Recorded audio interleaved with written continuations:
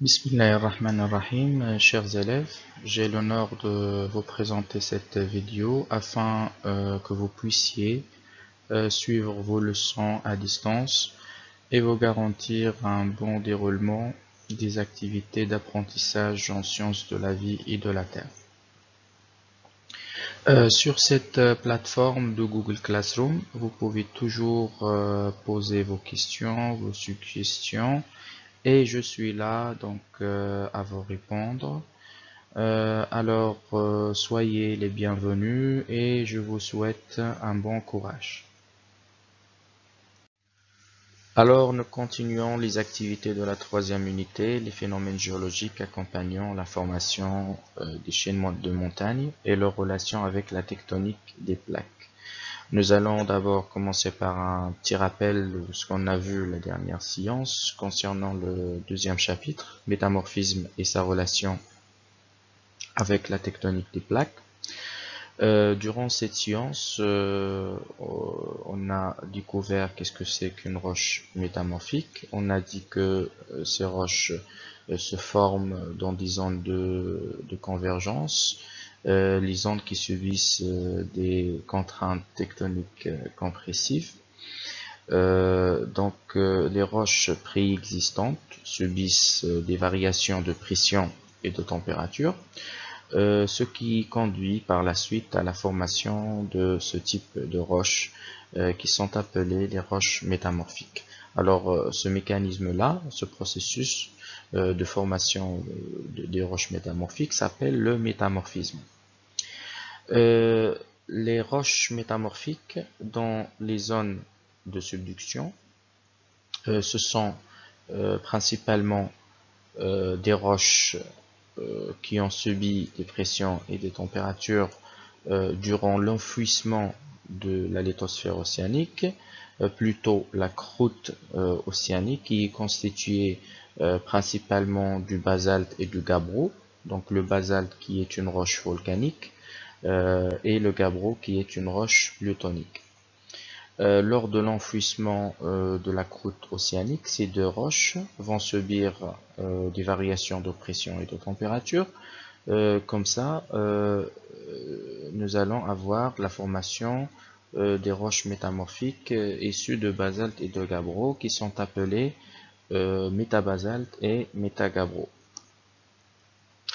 Pour la zone de collision, dans une zone de collision, comme vous le voyez donc sur la figure 2, les roches sédimentaires, qui sont principalement des roches argileuses, vont subir aussi des variations de pression et de température et se transforment en roches métamorphiques.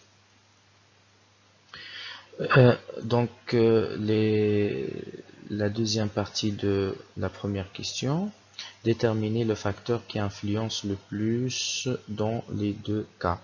Alors, selon la figure 3, on peut déterminer quel est le facteur le plus influençant dans la formation des roches métamorphiques. Pour la zone de subduction, regardez bien ce géotherme des chaînes de subduction. Concernant la température, ne varie pas d'une manière importante, alors que la pression augmente considérablement. Alors comme ça, on peut constater que la pression est le facteur le plus influençant dans les zones de subduction. Cependant, dans les zones de collision, la pression et la température augmentent d'une manière très importante. Alors, on peut dire que la température et la pression ont le même degré d'influence dans les zones de collision. Et afin de comprendre ce que passe-t-il durant le métamorphisme, on a procédé à la comparaison de la composition chimique et la composition minéralogique pour une roche sédimentaire avant et après sa transformation. Donc, d'après cette comparaison, on a pu constater que la roche argileuse et le gneiss possèdent la même composition chimique, à l'exception de la teneur en eau. Pourtant, ils possèdent des compositions minéralogiques différentes. Euh, Là, il y a la disparition des minéraux argileux chez le gneiss et l'apparition de feldspath, du mica et de la sélémanite.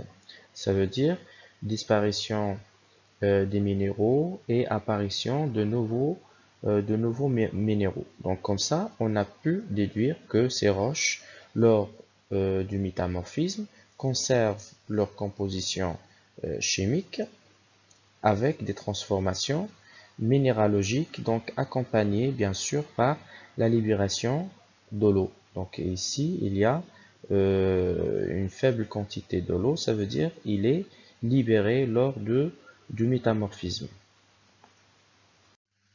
Et pour déterminer les caractéristiques structurales et minéralogiques des roches métamorphiques dans les zones de collision, on a comparé la composition chimique et minéralogique de schiste, de micaschiste et de gneiss.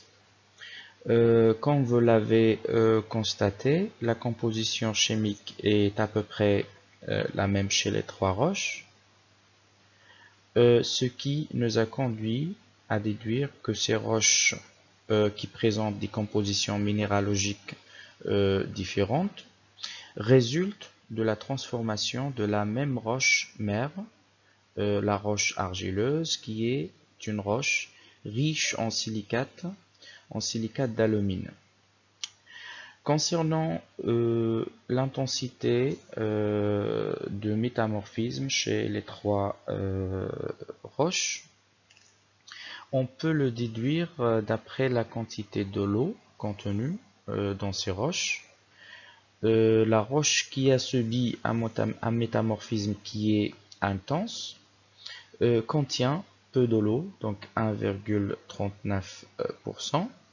Donc par conséquent, l'ordre d'apparition de ces roches suite au changement de pression et de température, l'apparition d'abord du schiste, suivi du micaschiste, et la roche qui a subi une intensité de pression et de température qui sont plus élevées, c'est le gneiss, donc qui apparaît en dernier temps.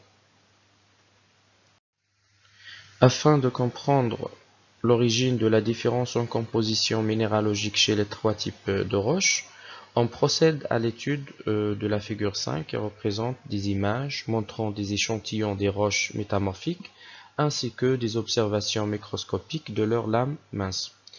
Donc avant de répondre à la troisième question, nous devons analyser la figure 5. Commençons par la structure du schiste. Le schiste présente une structure appelée l'étage, ce qui veut dire une lamination horizontale, caractérisée par un feuilletage régulier en plan parallèle. Ça veut dire des structures se forment de feuilles qui sont parallèles et caractérisée aussi par l'absence de différenciation. L'absence de différenciation, ça veut dire les minéraux ne se regroupent pas, se forment de couches ou bien de lits, comme c'est le cas chez les autres types de roches. Cette structure, elle est simple à cliver, ça veut dire elle est simple à dissocier. Quant au micaschiste, il présente une structure appelée schistosité. Il est caractérisé par une différenciation pétrographique. Ça veut dire ici, les minéraux, ils se sont regroupés, se forment de lits clairs et de lits sombres, des couches claires et des couches sombres, ou bien des bandes claires et des bandes sombres. Aussi, cette structure, elle est caractérisée par le simple clivage. Ça veut dire il est facilement dissocier. On peut facilement dissocier ces lits de cette structure de micaschiste. Et la différenciation pétrographique, on peut l'observer facilement sur la lame mince, puisqu'il présente ici des bandes qui sont claires et des bandes qui sont sombres. Pour le gneiss, elle présente une structure appelée foliation. Il est caractérisé par la différenciation pétrographique, comme le micaschiste, parce qu'elle présente des alternances de lits clairs et de lits sombres, mais à la différence des autres roches, ces lits ne sont pas clivables, ça veut dire ne peuvent pas être dissociés. Et maintenant, on passe pour répondre à la troisième question, qui nous demande de formuler une hypothèse pour expliquer l'origine de la différence en composition minéralogique chez les trois types de roches. Puisque, donc comme réponse à la troisième question, puisque le métamorphisme dépend des conditions de pression et de température, alors on suppose que l'origine des modifications minéralogiques, c'est quoi? C'est la variation de la température et de la pression selon, bien sûr, l'intensité de métamorphisme. Et pour écrire cette réponse sur vos cahiers, vous ouvrez le document nommé chapitre 1, P1, partie 1, que je vous ai déposé sur la plateforme Google Classroom.